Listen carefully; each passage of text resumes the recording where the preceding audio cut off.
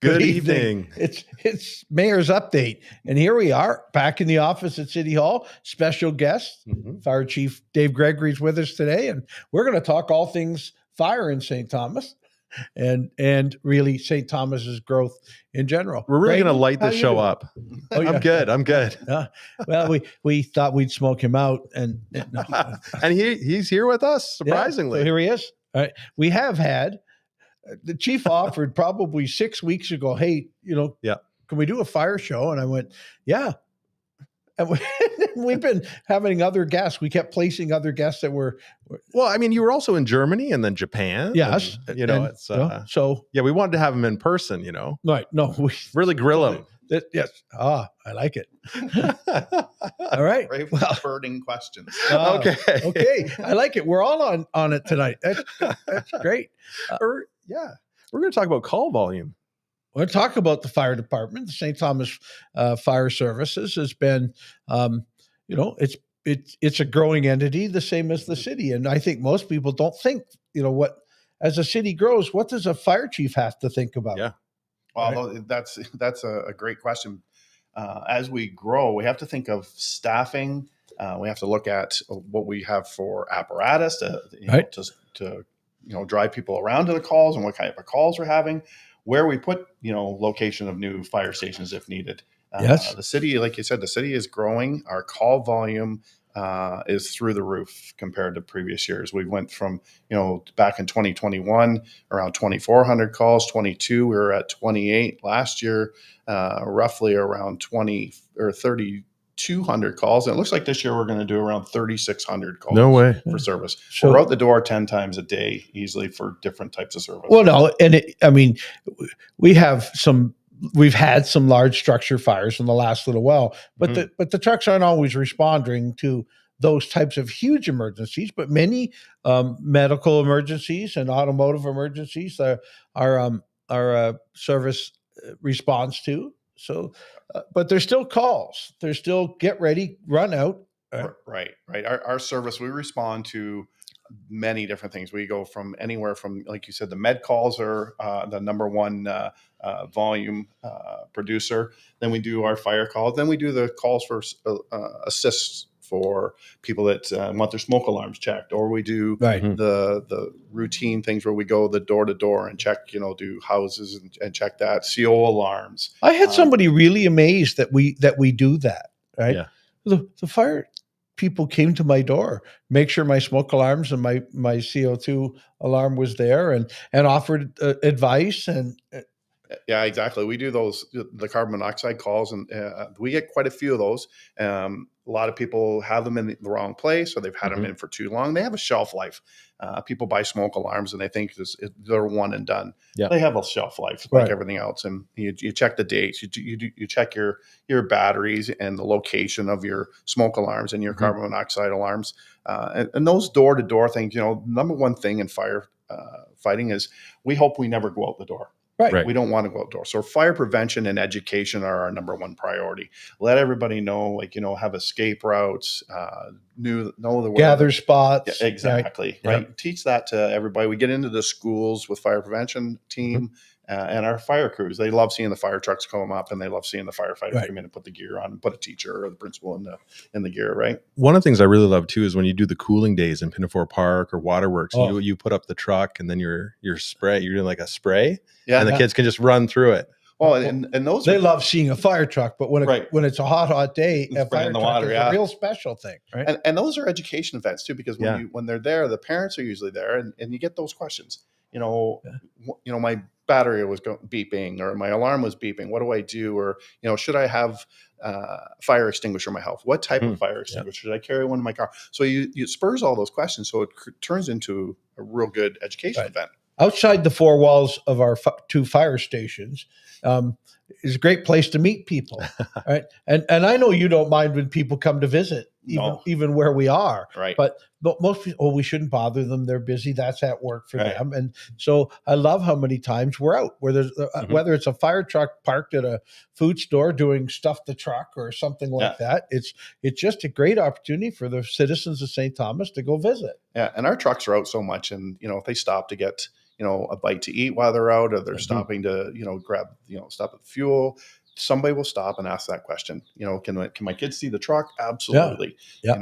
As taxpayers, you bought the truck. Even the very old kids can play on the truck. I'm the mayor. Get out of here, kid. No. Well, one of my favorite events as a part of the DDB is when you guys bring Santa downtown. Right. So they pop on the lights and like, woo, woo. Yeah. And then, Santa pops in right down by City Hall. Well, the 1 year we brought him down. So we've been lucky. We've been bringing them down in the truck and dropping them off and putting the lights on. Oh, I know where this is going. And the 1 year we came down, as we were pulling up, the crew had a call, and kind of, hey, Santa. Right. We slowed down and rolled Santa out of the truck. It was a drop and roll with Santa. Drop and roll with Santa. Yeah, exactly. But we pre-warned every year. We pre-warned the DDB and Santa that, look, and if something happens in the middle of this, here's what we will do. Yeah, we're pulling over and letting you out, and then we can't take you with us. Stand back. Yeah, the pumpkin prowl as well. You guys do a great educational event for that. Yeah. You have a trailer. Yeah, our fire prevention training trailer. Our fire prevention team. That trailer's been around for a long time, and we use that. We would take it to schools and stuff, and it has dry ice, so it makes it look like there's smoke in the room. Right. Has escape rooms, and it has areas where to don't touch this, and how smoke alarms work, and it teaches you a little escape plan within the trailer. And is it Snoopy that you have as your fire? Sparky, that's Sparky, the fire dog. Yes. Yeah. The fire dog. No, it used to be that every fire hall had a Dalmatian. Had a Dalmatian. I remember the children's books when I was growing up. The Dalmatians were there to keep the horses from going astray. When they ran alongside the horses. Yeah. Okay. Yeah. Wow. Now, I've been there a long time, but we didn't have horses when I started. Right? So, well, I had horses when I was growing up. Yeah, we do now at the farm. We got lots of horses at the farm. Yeah. But if anyone has any questions for the chief, let us know in the comments here, and we'll get them answered. Well, I was going to suggest, Chief, as I'm staring at the map of St.Thomas and the whole new northwest area that will eventually become full of housing that wasn't there before. It was land that was part of St.Thomas, so we had to cover it from a fire point of view for the few houses that were scattered there. But soon it's going to be all housing. And then I know that that we look at, because council's involved in some of this, okay, now we have to spread. We have to have a certain response time to everywhere inside the community. And as we add new pieces of the community, then we have to say, wait a second, that's too far from the old Central Fire Hall. And that was, part of whether we'll ever use it for it or not. We built a one unit or one bay fire hall on the Queen Street property from Indwell. And eventually we will need to cover more of that northwest. Right. So we'll have to cover that area. So right now they're right in the process of having Redman. We put on an RFP to have an expansion in Redman. Yeah. So we did a GIS study through our association. So our president of our association did a GIS study and to see where, with growth and call volume, where some of those stations may land. And it's pretty amazing how they did this. They take into account roundabouts, speed of time. We pride ourselves in getting out the door and getting to a residence anywhere in St. Thomas and on that 8-minute mark. Yeah. That 8-minute mark is kind of, across the province. If you told somebody in the big metropolis of Toronto or any of those that a fire department's going to get there in 8 minutes, it's not happening. Have a fire station even in London, that's not happening. So, in certain areas, yes. Yeah. But for us, that we pride ourselves in that, we get out the door really quick. But those GIS studies, it's unique. When they did the GIS study, the location landed on Southwick Street. So anybody that's remembers Southwick Street, that was the original location of the original fire hall. Yeah. So that's what the GIS says. If you were to build another fire hall, on Southwick Street. Yeah. Okay. So we're pretty close with Queen Street, where we have Queen Street. So we've got the coverage. Yeah. Right. But we're also looking at now with the new industrial area, we'll have to make it so that we can cover out of the Redman, right, more of the industrial park and in a more industrial way. So what are we doing to address that, Chief? So like technical difficulties. Yeah, we're getting the microphone back hooked up for the Chief. There we go. Chief broke it. All right. Well, It's our temporary studio. There we go. Yeah. Our roadies weren't as good this week as they. The roadies they're on a budget, So you get what you pay for. So we're expanding Redman. There's an RFP out right now for architectural drawings, and we have the room there. It sits on a nice piece of property where we're going to build out, and we'll probably double it in size. So originally, when it was built, it was set up that for room to expand. The back apparatus bay was never finished. There was never a drive around. So we're going to expand the apparatus floor to accommodate for industrial pumper that will facilitate PowerCo. It's a unique truck. It's one of a kind. I know Sarnia has one, but this is a large apparatus. It's straight foam, something that you would use at an airport, but not that style of the crash truck that they use. It's really unique.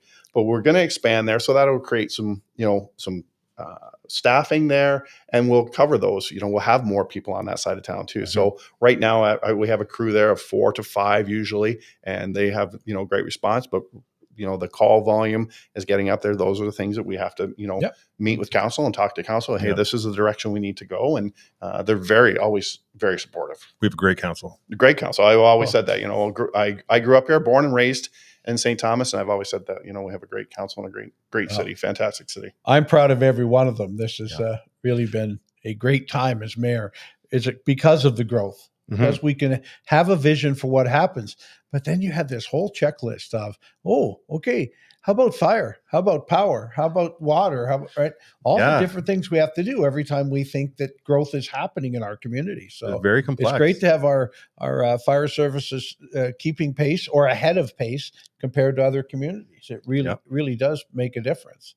So, Chief, describe the new truck that we will now need. It's something that in a standard sized community with standard industry and stuff might not be needed, but this one does special stuff.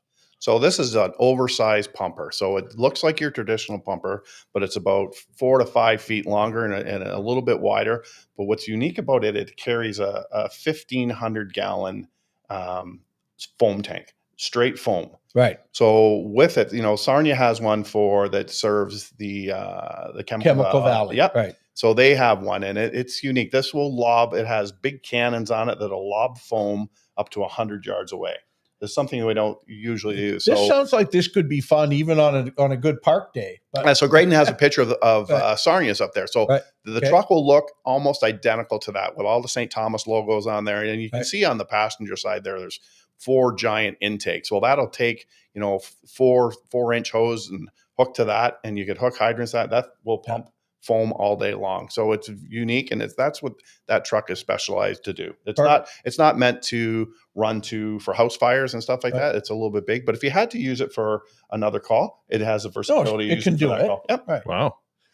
And you were talking earlier about like the throw that it has. What's the throw? Yeah, so it'll throw foam for up to 100 yards. So you could stand back from a facility and lob foam on something from 100 yards away. We could put foam from one end of Password Park's artificial field to the other end. Okay, I think we have to do this if we can. Do it for we'll do it for a demonstration. That would be next level.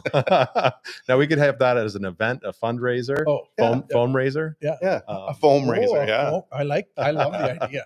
It's just when they do colors on the beach. Yes. Right? We can do foam party. Yeah. I suppose you probably can't play in this foam, or can you? Well, you can now. The stuff that they used back in the day it was quite toxic, stuff, but the stuff now is all natural. Because I've seen on some cruises people have the foam parties. Yeah. So we could have wow. Now this is next level. You heard it here first, folks. Foam party, fire department, 1Password. We can do it. Sponsored by the city. Right. And then the next day we've cleaned up Talbot Street because we just 100%. foamed it down. Great idea. I love it. If it goes bad, then we bring Grayden. Whoa. Yeah, actually that's fine. If there's any questions on the board. We've got a bunch of questions in here. I mean, we have. It's that we're not getting to them. Yeah, no, it's a lot of fun here. All right, dun dun dun. We've got a shout out from my nephew Will. and my daughter Lily and my niece Jovi. Oh. They're saying hi. Hi, Chief. Hi, guys. How are you?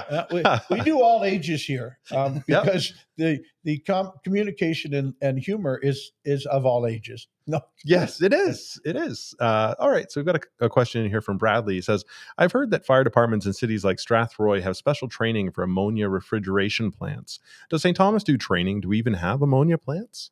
I'm not sure if we have an ammonia plants, but we do train for those. So our gear that we use with our SCBAs and our stuff, and we have hazmat suits, we have decon to go in there. So I'm with the arenas, and if they have a leak, we have the technology to go in there to help them shut down because our gear. So we'll have to put the gear on and stuff, and it's just we have that training. We train all kinds of different things. St. Thomas trains. St. Thomas is unique because as a firefighter, you could be a driver one day, you can be an acting captain one day, you could work in dispatch, or you could be driving one of the rescue trucks. Right. So that it's unique. You're a tool in the toolbox of all the different things we do. But we also do we do water rescue because we do have water here. We do ice rescue. Yep. We're working on some rope rescue for slope and high angle. Wow. We do auto X, confined space. We do a lot of things where other departments have a team that does strictly hazmat. So there's likely to be somebody at the scene that has been recently trained on what the scene is about. And we have specific trainers that have been taking extra courses for auto X and stuff like that. So we do everything that we can provide. Let's talk about the recent large event at the Weatherhead plant on Inkerman. We the whole world saw the smoke. Right. Yeah. Wow. Yeah, I was on my way to see my friend, the chief out in Southhold, Jeff MacArthur, and I got a call and they said, "We got a big fire. You need to come back." And I pulled over to take the call, and I looked and I said, "Yeah, I'll be right there." Yeah, you can see it. You could see it. It was it was like the back in the day when we had Alma College. You could see, everybody could see that. So we got there, and it had a good head start on us, and then. The people around, it was interesting. A gentleman came up and he didn't introduce himself. He just said, "Listen, I was an employee with Weatherhead." And he says, what you're battling in there's an oil tank in there that was never decommissioned. Right. It's in the floor that has, several hundred gallons of oil in it. That's what's creating all the black smoke. And that's why you're not getting it. And, we had all our crew from the working crew there. Plus we called in extra off-duty firefighters. So we had a great turnout. We had all our apparatus there, but we still had apparatus and staffing at the hall to cover those secondary events. Yeah, you have to think of what else might happen while you're working a fire. Absolutely. Right? Yeah. The rest of the stuff doesn't stop. The med calls and that, they don't stop. And we had some good partnership with the rail company. I called the rail company and talked to them, and they said, "What do you need? Can we shut it down? Let us know when. We'll open it the next morning." So we had to run hoses across the rail line and all those services. And then we did a little bit of evacuation because the wind was out of the south. So those people that bordered on the north, we got them out of their houses and, got them over, out of the way. And once we did some checks, we went back to their houses and make sure, we checked with our alarms that there was any that smoke in there and stuff like that or carcinogens. So I'll tell you, as the mayor, I was quite pleased how quickly we kind of cleaned up the area. We know we have to do investigations when there's a fire as to what cause and effect, but the area, go by now. It's it's pretty good. And I expect it will become something else. Yeah, the owner has it listed for sale for $1. Yeah. Yeah. Well, it's overpriced. By the time we clean up the land, they have much like we have with some of our other brownfields. Well, and our municipal partners, our police, our EMS, and then the people just from even our works department. They were there helping with the backhoe and some of the local companies that showed up and said, "Hey, we can give you a hand." It was just spectacular how everybody reaches out. And when you have situations like that, the police chief's calling you, the EMS chief's calling you. "What do you need from us? We've got you." So, and then, people from council are reaching out. "What do you need from us? I got everything." And I called, there was a council. I was supposed to be at council and there was a meeting and I'm calling Kevin Deela back and saying, "Hey, listen, we need some extra water pressure." And he's in council and he's in and out. And so, well, it's amazing how much we can do. Right. Yeah. Collectively. And it's probably not a bad night to have a big fire like that. You know where everybody is. One place, right? Kevin, go get your guys. Yeah, exactly. And some of the photos that came out of there, because there's some amateur photographers that went out and got some pictures, and they were quite incredible. But I wanted to also say, like, in terms of a police service, you've got people taking photos. What do people have to be aware of if they're trying to get in there to get some photos of an event like that in terms of safety? Just staying away. So one of the things we tell people is stay back from the hoses because they're under quite a bit of pressure, right? There's a lot of water volume going through there, and they're susceptible to breaking. And if they let loose, it's gonna hurt. Hard. Yeah, and it's gonna hurt if so. We tell people stay back, and people are really good. We put the yellow tape up, and they stay outside the yellow tape. You get the odd person, and we have people that do photography, and if they want to do something up close or they want to talk to people, we'll walk them through with one of the firefighters to make sure they're safe. And then we get the people like, the Brent Lales from CTV come in and they want to do a story. Absolutely. Yep. Can we do it over here in a little we call it the cold zone, the safe zone, right? Okay, right on. And then there was another event. We had a question that came in about it. It was over at the CN rail tracks there, where the railway ties. Went on fire, and there was a promise or some indication that CN might be compensating St.Thomas for the extra costs that went into fighting that fire. Have they ever come back and compensated St.Thomas for that? I would have to talk to Treasury. I don't know that answer because we wouldn't see that compensation because it goes into a bigger pot. Go through the city. Yeah. I'm seeing CN Thursday morning in Ottawa at FCM. I'll ask them, hey, did you ever compensate us for the large fire on your site? They take a lot of crap from us because there's things we'd like them to do better and different. But CN also has been trying its best to keep people off its property. It's a dangerous place to be, railway lands. Yeah. And mostly they get criticized for that. Right. Oh, you find someone for walking across railway land. Yeah, that's what stay off means. Right. We don't want people there and they're going to light stuff on fire. They're very cooperative. Once we reached out to them, and said, hey, listen, this can happen in the city with the stacking of the rail ties. Right. And so they've moved the railroad ties out of the area of those high traffic. So they're not here. They've put them somewhere else. I'm not sure where they had put them, but that helps us out because that ties us up as a crew. Nice word. Yeah. Tie you up as a crew. The right thing to do. Ties us up. Yeah. Well, I like that one. I never even, we're on a rail. Anything more? I know that we've talked a lot of fire, but I love to answer all the questions if we can. I've got a couple of events coming up though, too, Grayden. Yeah, throw those events, and I'll go through the questions here. Okay, well, June 7th is Lemonade Day. If you can see the poster, if you can't, please go to Doug Terry Limited or the Family and Children's Services and lemonade. There's now getting close to 50 lemonade stands on June 7th in St. Thomas. All great fundraisers and great places to hang out. I know the fire halls are each running lemonade stands and a bunch of other city ones, but that's June 7th, Friday, June 7th. The following Friday, of course, is June 13th, and there's a plethora of things happening. But my favorite one is Jordan's Run the Runway at the airport. That's a good one. We've got a great fundraiser for the YMCA at our airport on June 13th. It is a 5K run for those that actually measure the amount of running distance they can do. But check with the YMCA on the event and how to register yourself and your team to run at the airport on the 13th. All sorts of other things on the 13th too, Grayden. I think you had another one. That's right. There is a Spirit Day, and it's Friday the 13th, Spirit Night in June. And the city is saying, join us for a unique evening in support of the new shelter in partnership with the local medium Melinda Aaron Whitehead and Spice Spa. For details, visit the City of St. Thomas's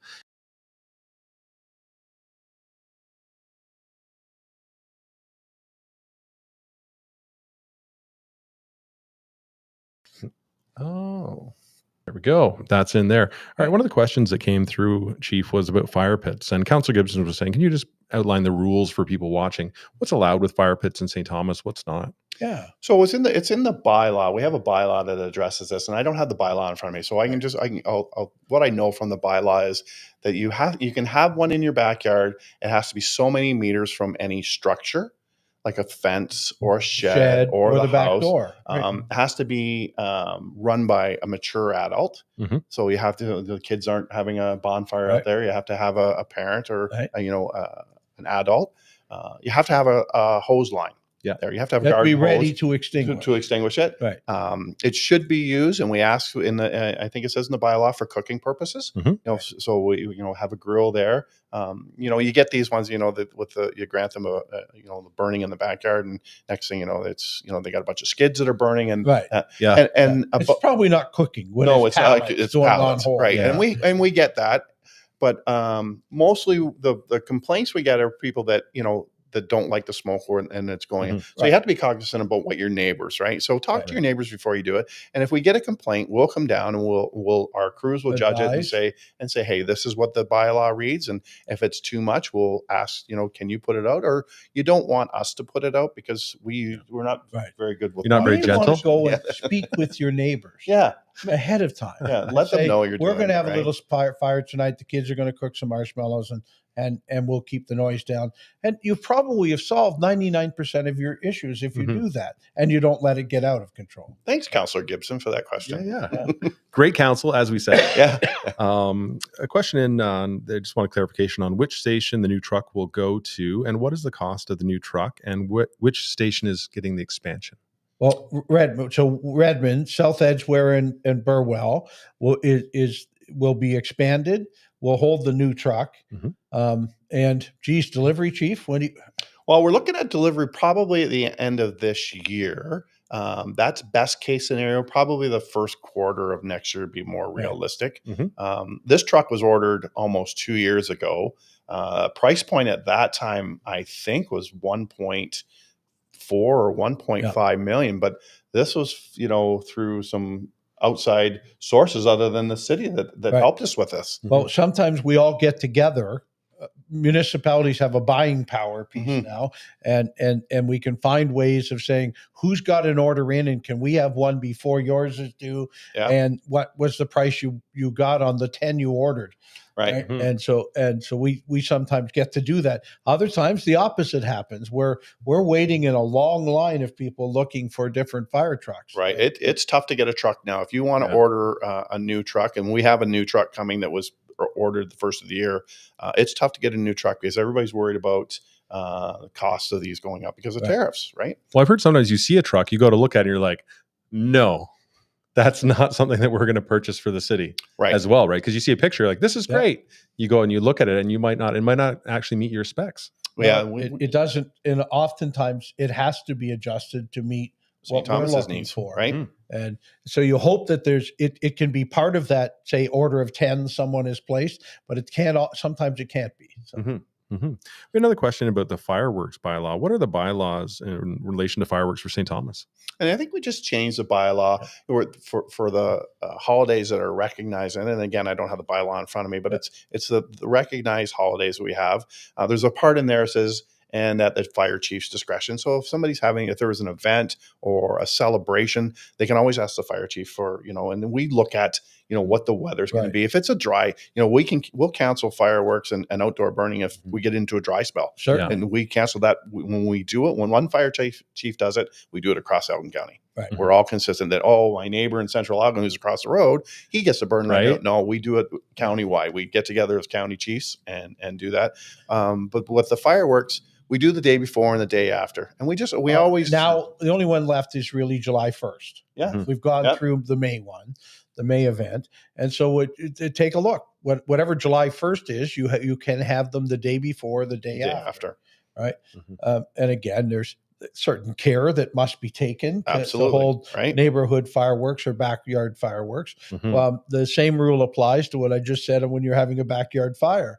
Go around and talk to your neighbors. Maybe even get them to participate with you. Yeah. And that works a lot better. And that saves the crew is going out to investigate something that may not be anything. So you're drawing the crew out of their hall that could be responding to something different, right? Absolutely. And that's another one to jump onto as well. In terms of special events, like some people are like, I'm just going to hold this event and I'm not going to get a special events permit. I'm just going to do it. And one of the things that I learned from being on the DDB is that it's actually really important for the city to know where you're doing your event in case it's going to impede the traffic for any emergency services like the fire department that are going to go out. Yeah, we got big trucks. It's hard to get down when you got, a street party and we don't know about it. Yeah. I know there's a certain area in the courthouse area that does a street party, but we know that through special events. Every year they ask properly. But they ask properly giving and us do a that, diagram, and it's the right thing to do. And then there was a question about some streets like Penn Warden that are narrower. Like when you're doing training, do you have the fire department, will they go down narrower streets and wider streets and kind of like test out all that kind of stuff? Absolutely. There's a couple. Penn Warden's one, Elysian down that way, Jackson, Jesse, those streets, and then Prince Albert Street too at the end of Metcalf. Well, that's a tough one to get quite a narrow street, a tight corner. So that's one of the things we look at when we're buying apparatus. We look at that and say, can we get down here? Like, are we going to buy a big truck that we can't utilize on some of those streets? We don't want to park a truck down the street and say, you bought this truck. Now we got to run 100 yards. 100 yards. Well, the foam truck, right? 100-yard throw. 100 yards. We can throw. Yeah. That'll make it a little easier. But I know, Chief, we also teach, test the drivers all the time. Where is Jackson Street? That's part of that. Be able to drive to a fire, right? That's one of the things that we still do with our testing through our classes, from being a probationary firefighter to a first class firefighter. We still test on those streets, those tricky streets. Where's Owassa, Omimi, North Omimi, and Mary Street, Mary Street. Yeah. So we do those things, and we still do intersection numbers. So you go down Wellington Street, and they're unique intersections. Where's the 400 block of Wellington Street? Yeah, exactly. And I know that over 123 at Ross Street, you turn left. I still remember that, and most of the Metcalfs and those streets are all 70 something, 77, 78. You turn left off of Wellington. So we still do that with our crews. And you have a map. What's the name for the Wellington Street station? It's just Central Station. Station, and then Redman. And those are the two. Yeah. So at the Central Street station, if you haven't been there, you need to go for a visit, because there's a hand-painted map in the fire hall. And you can actually see all the streets in St.Thomas. Yeah, and it has all the hydrants located. They went to the trouble of painting all little red hydrants. Where are the hydrants? Locations. I'm going to pull up right next to that one. You pull up right. They know more than just where the street number is. That's right. Yeah, it's important information. Oh yeah. Yeah. All right, let's jump into some more of these questions here. We've got. Well, I've actually got someone says not a question, but Grayden does a great job keeping track of the questions. He does. Great job. Thank you. I try to compare him to like Vanna White or something like that. It doesn't quite. Not quite the same physique though. No, you can turn over a vowel for us. All right, we had another question in relation to fire services. How are they affected by urban growth? Well, as we grow, the fire department will have to grow too. So right now, there's a calculation out there of how many firefighters per 1,000 people. There's a calculation out there. But as you grow and expand, so we're growing not only out, but we're growing up too. So that density is getting right. That has challenges too with high-rise fires. Yes. It's a whole different gameplay when you show up to a high-rise fire. You're limited to getting water there. Sometimes they have systems in place, but you're limited to your access. You're confined to those floors where you set up the floor below, and you don't take the elevator. You can only take the stairs, because all the elevators with the alarms are going to come to the ground floor, and we control them. So you're taking the stairs, you're setting up below, and that time. So they have their own unique things. But with the growth, it'll create when we watch the numbers, the city manager and I have talked about, what we're at numbers. When do we need to come to council and say, what, we need to get a few more firefighters to match the growth? Yep. Now, are there limits on what a builder can build based on what your capacity is as a fire department? I don't know. So when they build these large structures, they have to increase their fire pump size. So they'll increase their fire pump size to pump to all those floors. There will be their sprinkler systems, their standpipe systems, their hose connections in the hallway and stuff like that. For us, for a high-rise fire, it's usually compartmentized. You look at Alma College, that is those are concrete facilities. Each one of those are a concrete thing. So that will be compartmentized if the door is not left open. So then, so that will be and sprinkled throughout. So those are some of the parking garage. Yeah. So those fall under building code and fire code and stuff like that. So those systems help us, and we can enhance those systems by hooking our pump. But I can answer maybe a little more. Our official plan covers where can we do growth and how dense can the growth be. by water and sewage ability, right? And we've spent a lot of time talking about that. And you see some of the projects you've seen lately, like First Ave, which looks like it's about to open tomorrow. I'm just saying, I just drove by it. Was really, you heard it here first. That wasn't just about the pavement on top of First Ave, but about getting the right sewer connections underneath so we could flow sewage and more of it elsewhere, and water connections. So sometimes it's not that the water isn't there or the pipe isn't big enough, it doesn't go down the right street for some where we want to put an apartment building. Right. So we're really looking at our major arteries having access ability to build density as we fill in St.Thomas, and we think that's the right way to go. But as the chief said, it's sometimes we got to say no to a builder if it's going to be too big of a project. All right. Well, we've gone through most of the questions there. We might come back to some of those at another date, just because it's very important to keep this fire related for the chief here. We have a lot of things. We've covered a lot of information. Is there anything from the city mayor that we should touch on before we wrap up here? No, there wasn't a council meeting this week, of course, and so we've been working on some hiring and some interviewing this week, and our new director of communications started this week. And she will be joining Mayor's Update. We hope next week, if not next week, the week after. Stay tuned. And we'll obviously it will be the best communicated show we have. 100%. We've got an expert. So get your communication questions ready. We've got lots going on in our community. There's some more, housing happening and more growth on or removal of homelessness. We're working on a lot more affordability. And council doesn't quit working, and we've a lot going on. So we continue to grow. The team is solid, but will need to change also. I mean, as a city of 30,000 will be obviously run a lot different than a city of 45 or 50,000. And I just wanted to throw into the one event, June 8th, there's the car show at the Queso station. Oh, yes. The high-end supercars. We talked about it a couple episodes ago. Go see a Lamborghini or something. Go take a look. Yeah, that'd be cool. They're going to have, I think it's over 20 million in cars now that are going to be there. And they've maybe got like 15 cars. Right? So 20 million in cars, and there's only 15 of them. So you put the numbers together, but like. Can I suggest that probably don't touch? I wouldn't touch any of those cars. I would don't touch 100%. They've got a high-end photographers coming in from Florida to photograph the event and photograph the cars that they got there. So highly recommend checking that out as well. Yes. Any final words, Chief, before we wrap up here? It's been a great episode. Yeah, I just want to thank the opportunity of being here with the mayor and you, and talking. I could brag all day about our fire department and our city. I'm blessed to have worked there for 31 years, and I still enjoy coming to work every day. It's very rewarding, to say the least, and I enjoy it and thank Mayor Preston for the constant support of his team. I'm going to return it because Chief, you and the deputy chief, but a whole team of great members of the St.Thomas Fire Service do a great job in this community. And they actually do it behind the scenes because they're supposed to. Right. If they weren't there, we'd really notice. But the fact that they are means we don't need to notice.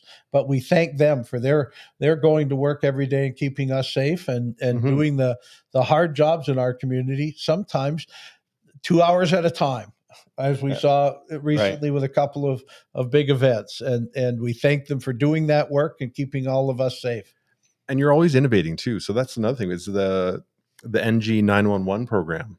Yeah, that's new too. That enhances the speed, the quality, the data. There's so much with that happens through a cloud base instead of a copper line coming in for 911. So it just enhances that. And we're way ahead of the game compared to a lot of municipalities because we jumped on it right away with funding. We got on there, we applied for those grants, and we're still getting more grants. And our dispatch center we've done it for a lot less than most municipalities are now having to pay to get to second. And anybody that didn't get in on it, they're scrambling now. And so every Tuesday morning we meet and we get new things that are happening with it. And we're about to go live with E911, which is the first step very shortly here.